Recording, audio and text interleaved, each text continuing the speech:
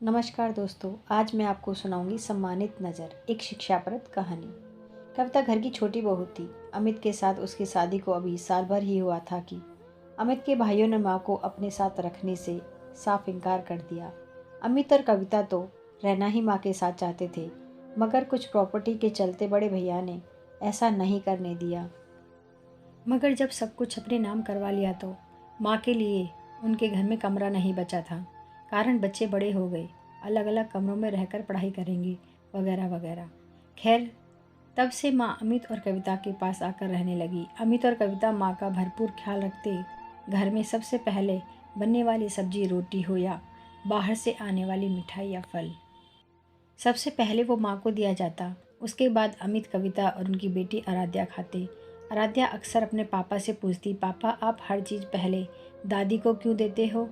तो अमित मुस्कुराते हुए कहता है, बेटा ये हमारे बड़ों का सम्मान है।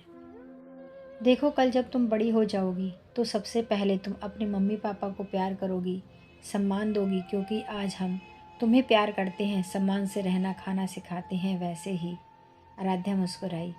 ऐसे ही अक्सर कितनी बार मेहमान और दोस्त आते। वो बुजुर्ग माताजी से पूछते, आपका बेटा बहू आपका ख्याल तो रखते हैं ना? बहू ठीक से खिलाती है या नहीं? ये सब सुनकर कविता उदास हो जाती। अमित उसे समझाता, कविता हमें लोगों को दिखाने के लिए नहीं, बल्कि अपनी माँ के सम्मान और सेहत की फिक्र करनी चाहिए। जिनको देखना है ये सब यकीन मानो वो देख रहा है। और कविता कहती, आप नहीं समझते, लोगों को करने के बाद भी सुनना पड़े तो कैसा लगता है। खैर, एक दिन अमित और कविता बेटी आराध्या सहित कविता की एक सहेली के घर खाने पर गए। वहाँ कविता की सहेली ने अमित और कविता सहित आराध्या के लिए तमाम बढ़िया स्वादिष्ट व्यंजनों का ढेर लगा दिया। मगर अमित और कविता से कुछ खाते नहीं बन रहा था।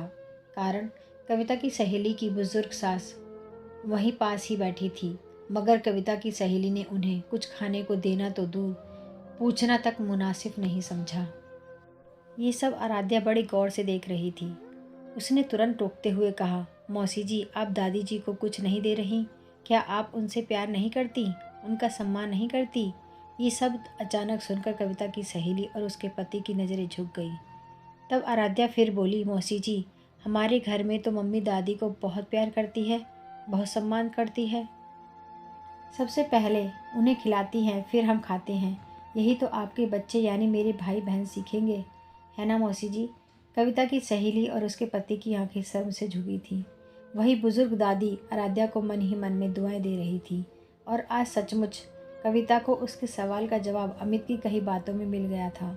जिसे देखना चाहिए वो देख रहा है। वो लगातार अमित को सम्मानित नज़रों से निहार रही थी। धन्यवाद।